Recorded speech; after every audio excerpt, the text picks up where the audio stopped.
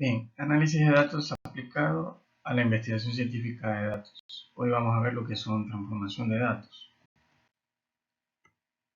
¿Por qué realizar transformaciones? La transformación de una variable puede solucionar problemas de asimetría, es decir, los sesgos, izquierda o derecha o asimetría positiva o negativa, heterogeneidad de varianza, no linealidad y atípicos. A veces son supuestos que hay que cumplir. Los atípicos pueden ser son los outliers, que son los datos aberrantes o datos extremos. Entonces veamos, transformar una variable tiene 5 objetivos.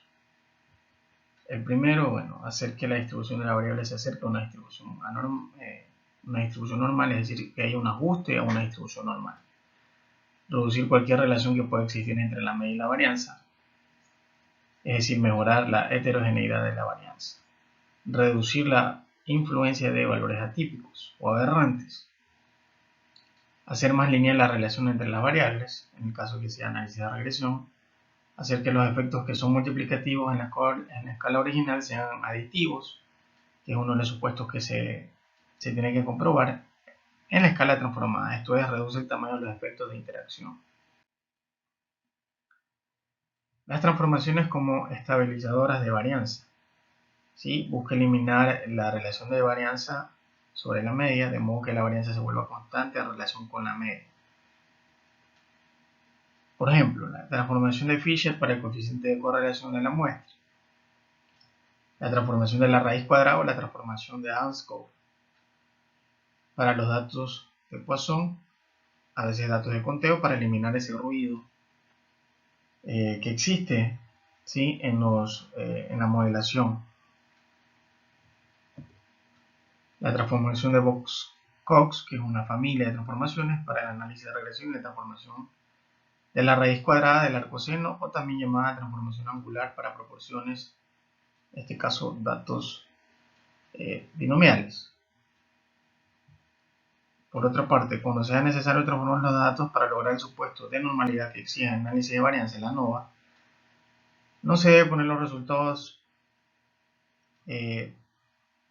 las medias transformadas. Ponga los datos originales especificando en materiales y métodos qué transformación se usó. Es importante porque la persona que está leyendo su trabajo o un artículo científico tenga en cuenta que se está hablando de la media de los datos originales y no de los transformados, y cuál fue esa transformación para así hacer una verificación o el mismo uso en un caso de una investigación relacionada. Transformaciones, ¿no? Una vez que se transformó la variable, se debe corroborar, si siguen estos supuestos, si mejoró la distribución de la variable, si se ajusta a una distribución normal. Por ejemplo, en el potencial de hidrógeno, el cual se mide a una escala logarítmica, puede ser que se necesite hacer una transformación. La transformación cambia la variable. Eso es lo que se busca, ¿no? Que se ajuste a una distribución normal. Por lo tanto, la hipótesis nula también cambia, ¿no? Veamos un ejemplo. Hipótesis nula. La longitud de alas, por ejemplo, un insecto, es igual en ambas regiones. Entonces, si yo transformo los datos, se debe plantear como la log longitud, es decir, los datos ya transformados logarítmicamente de las alas, es igual en ambas regiones. Entonces, yo tengo un sesgo y haciendo la transformación hago que los datos ahora se ajusten a una distribución normal. La cuestión es saber qué transformación usar. Entonces, ¿por qué se producen estas asimetrías? Porque a veces tenemos valores atípicos extremos o datos raros, que son outliers. Los datos atípicos, también conocidos como datos discordantes o raros, corresponden a un valor o valores que sale del patrón original. Los valores atípicos son individuos que representan un valor o combinación de valores observados que los diferencia del resto. Los valores atípicos tienen propiedades diferentes con respecto a la generalidad, ya que debido a su naturaleza de sus valores, por ende, su comportamiento no son datos que sean similares a la mayoría, son datos que se salen del patrón original, como se dice en el primer punto. Y bueno, ¿cuál es la transformación o la mejor transformación para nuestros datos en una investigación, su tesis, una investigación, maestría, doctorado, un artículo científico? Entonces, la transformación es una herramienta importante, ¿no?, para cualquier área que usted se maneje. Sin embargo, cuando uno tiene poco conocimiento o limitado conocimiento de estadísticas, estar jugando con las transformaciones puede ser que uno quiere o forzar a que se acepte su hipótesis. Por lo tanto, es fundamental que seas capaz de defender el uso de esa transformación y defenderla, los resultados, ¿no? Bueno, ¿por qué se utilizó esa transformación? ¿Cuál es la fundamentación científica para haber hecho esa transformación? Hay un número de transformaciones infinitas, ¿sí? Infinitas. Por ejemplo, la transformación de la raíz cuadrada para datos de conteo, o la transformación logarítmica para datos de tamaño. Hay que recordar que los datos no tienen que ser perfectamente normales. Las pruebas paramétricas no son extremadamente sensibles a las desviaciones de sus suposiciones.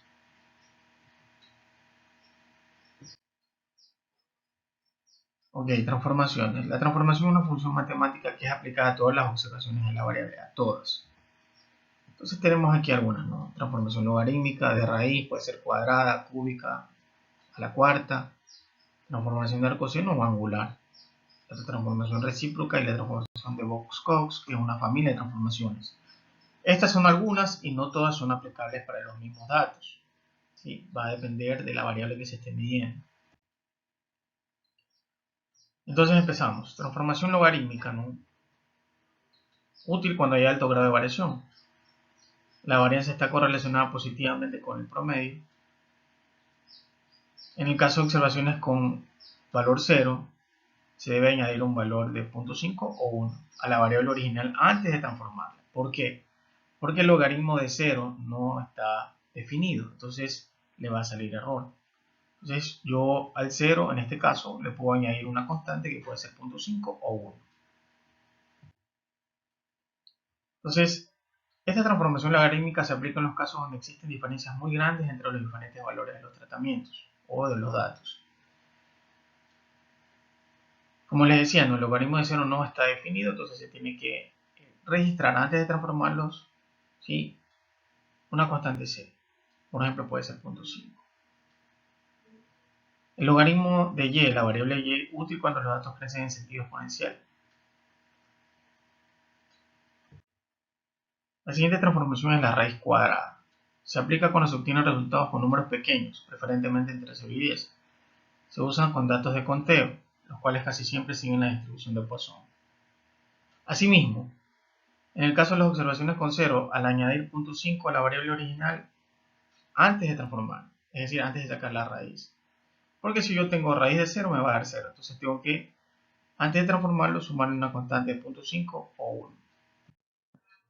Bien, entonces, reemplaza el valor de cada observación en su raíz, ya sea por una raíz cuadrada, cúbica o cuarta, etc.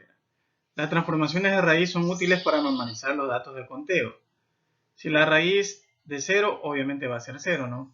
Porque los valores de 0 no son transformados. Entonces se sugiere, antes de ser transformados, aumentarle una constante, ya sea 0.5 o 1, a cada valor. La raíz cuarta se puede usar para corregir variables muy asimétricas, ¿no? En su gráfico, su distribución, en su histograma.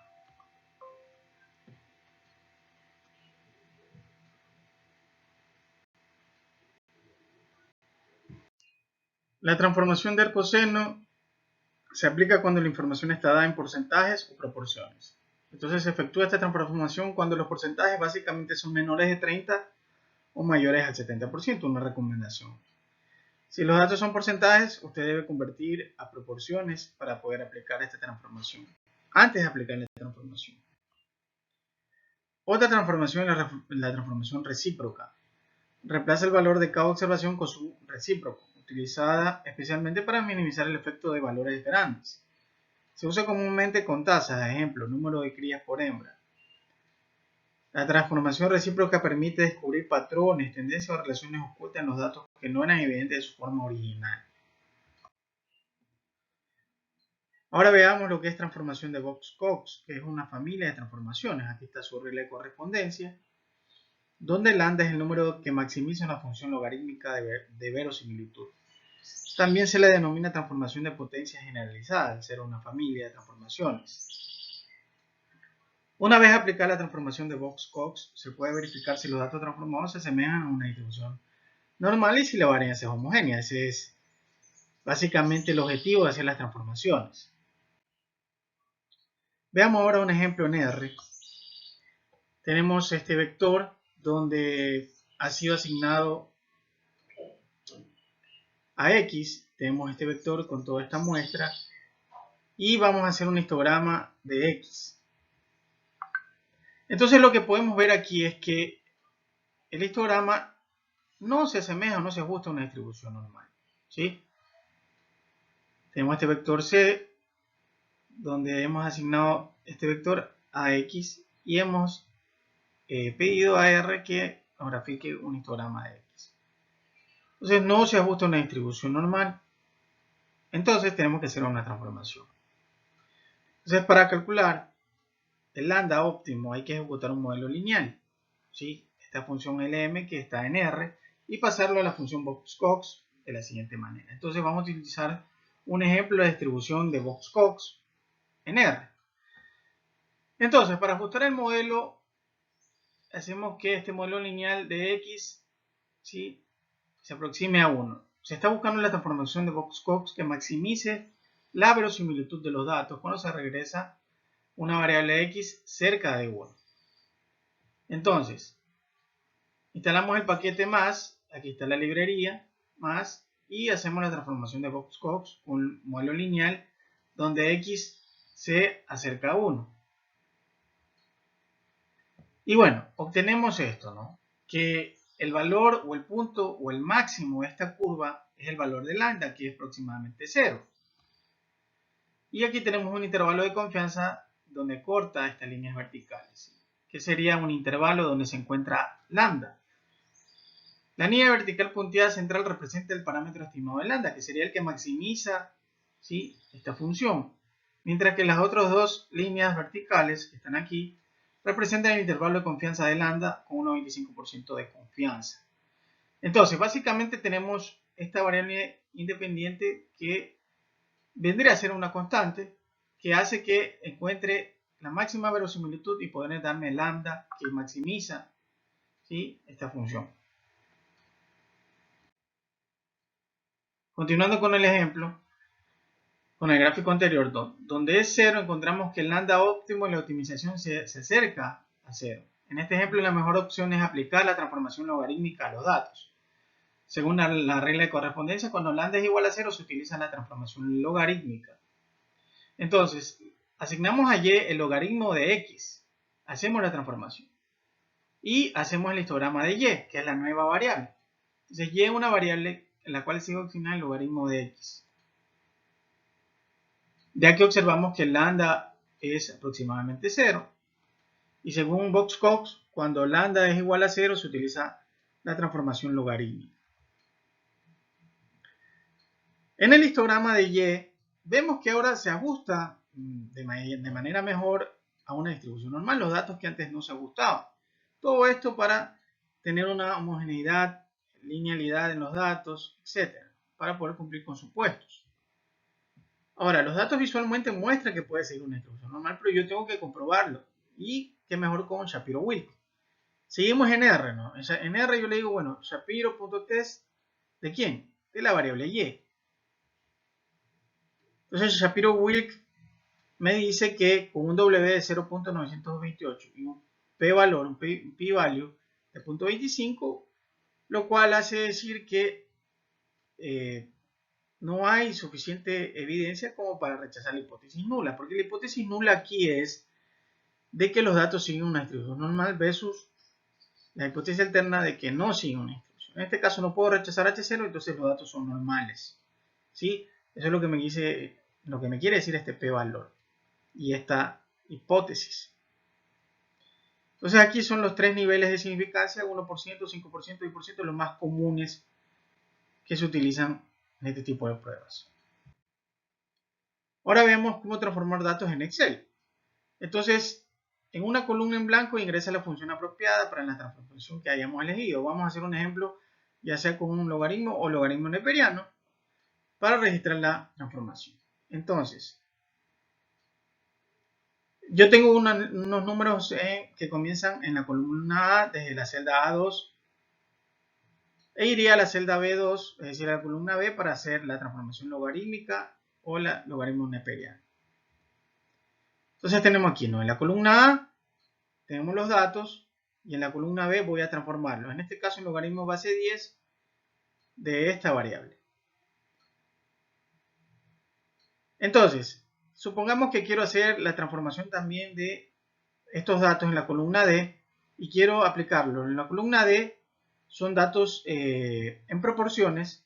Entonces voy a aplicar en la columna E una transformación angular, es decir, con arco seno en la raíz de la variable y. Esta es la variable y, que es una preferencia sobre algún producto o un servicio, o sobre algún candidato de alguna elección presidencial. Entonces aquí están en proporciones. Entonces lo voy a, de alguna manera, hay datos que son menores que 30 y menores que .30 y mayores que .7.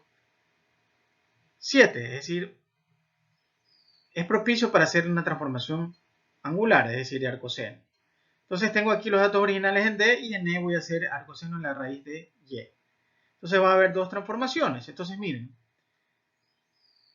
esta variable aquí le aplico el logaritmo en base 10, entonces de alguna manera se ajustan. ¿Por qué? Porque tengo datos, aquí tengo datos que se salen del patrón, 20.1, 32.7. Lo que hace el logaritmo es minimizarlo, armonizar estos datos, que no haya mucha distancia, para ver si así se ajustan a una distribución normal.